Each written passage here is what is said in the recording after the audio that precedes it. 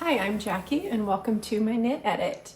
Okay, so I finished my minimalist cable cardigan, and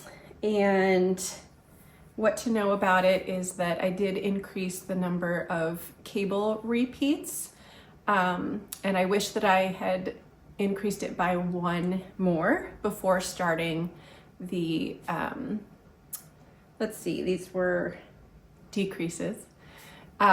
Because it's a little too short. And so this project, I think I had started about 10 months ago. So it was a long-term project. If you want to hear more about that, it's in my first video. But one of the videos that I watched was Knitting a Good Yarn with Jackie and Carmen. And in one of the episodes, Jackie was talking about being crestfallen after you complete a project, because of kind of the way that you had imagined it looking on you or fitting you, and then you try it on and it doesn't fit that way. So I definitely, like, the concept of crestfallen just really hit hard for me, especially with this sweater, because in reality I'm probably going to frog it. I love the yarn. It feels so good. This was done in a Brooklyn tweed yarn. This was okay. So in addition to the sleeves being too short, and the body being too short, oh yeah, I wore this. I wanted to get like at least one wear out of it. And this is embarrassing. My armpits were a little stinky one day, so I used a little alcohol wipe before putting this on, and it completely ruined, the camera might not pick it up, but there's like a little orange patch here where it ruined the yarn. So that kind of was like, yeah, that's destined to be frogged. I'm thinking about doing the ash fork, which is a Brooklyn tweed pattern, but love the yarn. It feels amazing. I think I want to knit something that's more like a crew neck, to have the color kind of closer to my face. And we will see what the future of it is. I have been wearing it a little bit, but knowing that it will be frogged and turned into something else at some point.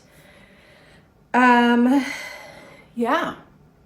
So this is my only completed object, although I'm about to complete one that I had not casted on from my last video. And so that project is the Thea top. And this is in Luma. I bought this in June of last year for this top, and I really love it. I'm very excited for it to be done. So I think I just need to do the ribbing and then the Italian bind off. But we're going to visit my family next week in North Carolina, and I had really wanted to finish this to bring for the trip, even though I have no idea if like what the weather's gonna be. And also it's a 50% wool yarn, and then it's also cotton, linen, and silk. So I don't know if the 50% wool part is going to make it too warm for nice weather. So we will see kind of what, how this top will suit me. But so far I'm really excited about it. And I've been trying it on like every step of the way, because after what happened with this cardigan, I'm now obsessed with making sure that the things that I make will fit me properly, because I don't really want to experience being crestfallen again. Not to the degree that I did with the minimalist cable cardigan. The other project that I had not yet cast on but did mention in my first video was the Cumulus blouse O-neck. And at the time I may have thought I was going to make a V-neck, so I'm not sure if I said that or not, but I decided on an O-neck. And this is in a hedgehog Surrey boucle. And the joke was that I wasn't going to let myself start this until I finished the minimalist cable cardigan because I was working with a size 7 and this called for size 7. And so I cast it on, and I decided that I wanted, not only did I cast it on, I worked on it for a while before deciding that I wanted a fabric where the boucle could breathe a little more. So I sized up to US 8. And I was also considering having this done for my trip next week. Obviously that's not going to happen, but it would likely be too warm for North Carolina late April anyway. Oh, and the other thing was that it's a good thing that I tore out what I had originally started, because I was using both ends of a single skein. And somewhere along the way, I realized that both of my skeins, for this project, are actually very different colors. So I might insert a photo, but you can kind of see that this one is a lot darker than this one. So starting over gave me the chance to knit with each skein. And so I'm very, very happy to have caught that early on. Progress update for my Carbeth cardigan is that I have finished the first sleeve and I have started the second sleeve. I have most of the body done, and so then you join everything, and it's a bottom-up construction. Not sure, this one is kind of deprioritized for me right now with the spring projects, even though I would love to be wearing this spring already. And that's a problem that I'm finding with the being so inspired by all these projects. I kind of already want to be wearing the things that I imagine and buy yarn for. And so now let's talk about acquisitions. I had made plans in January to make the Gerardina sweater. I have never done a lace kind of all over kind of garment, so this will be a new challenge for me. But I have quite the adventure in the story picking out yarn for this. So it calls for a mohair and a fingering. And I found this, Fiberco Road to China. And you may all know that Fiberco decided they were gonna stop making yarn. So I ordered this. Technically this is sport, I think.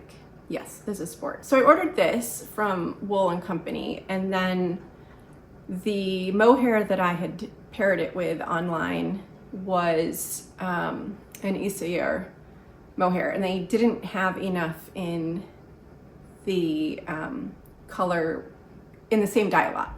So they special ordered it for me. This was in January. Then a couple months later, they get it in. They send me a picture before mailing it to me as I requested.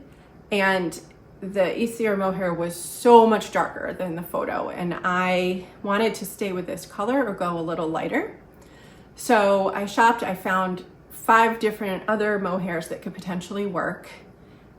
They were amazing and sent me a photo with each of the 5 mohairs around it.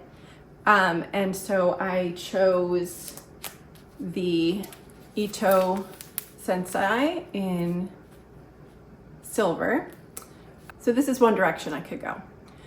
I was watching videos of people's adventures at the Flock Fiber Festival, and someone showed footage of, you know, the various booths, and for less than 1 second, oh, where is it? For less than 1 second, this skein, these skeins were on the video, and I took a screenshot, and I knew it was from Les Garçons stand. And so I went to their website and I tried to figure out which one it was. And I picked one that was a little lighter than this and emailed them and asked if it was the same color. And they wrote back and said, no, it's this one, which is Ash Coles something. Which the website had said they were sold out of, but they found 4 skeins, which is what I needed. And so I ordered this as well. So both, I've not done a swatch yet, or 2 swatches, as I will now be doing. Both are amazing options, and I will use all of the yarn regardless. So yeah, I'm not sure when I'm gonna get to those swatches, but really excited. This will also be a long-term project because of the lace nature. But it's kind of felt like a really long project already, given that I started my yarn order for it in January. So the Gerardina sweater is by Colubi by Johanna. And she also came out with a new pattern this spring called the Roni blouse, which I already had a sweater size quantity of mohair in a green that I wanted. And then what happens here is that there's where the eyelets are, you swap out one of your strands of mohair for a fingering weight. So I brought my Lang mohair to La Mercerie, and they helped me pair it with the Durarum Natura Albertine. So I have this to do the Roni blouse, and that would be my next spring project that I would be super excited to start. I'm not sure which one I'll cast on next, but this is new yarn. While I was at La Mercerie, I decided to go ahead and buy yarn. I'd been considering a holly sweater, and I wanted to do something a little bit different. I had mentioned in previous videos that I really like doing things in colors that bring me to life. And the true colors of holly, the red and the green, are not the best for me. So I went ahead and I knew that La Mercerie carried what I had found online and had ideas for. And so I'm not sure how this is going to show up on camera, but these are also Durarum Natura. This can look quite blue and this can look quite purple, but I'm considering doing, I bought the yarn for it, doing a holly sweater with these being my color work. And now hold on a moment, I'm gonna go get something. This is my terrazzo neck by Petite Knit, and I had wanted for the main color of my holly sweater to be this combo, which is Marzipan by Knitting for Olive, and also Biche Bouche in Greige. So kind of like this. Except at La Mercerie, I learned that the current version of Greige is much, much warmer than this. So I had to come up with a different plan. And the girls at La Mercerie suggested that I brighten up the marzipan with this Berenice. So this kind of warm ivory is not really my color, so I need to swatch and kind of see what I think about this. But otherwise, I think that all these colors are lovely. So if you have any thoughts about this, and if you've made a holly sweater but didn't use the traditional red and green, I would love to know. And yeah, let me know what you think.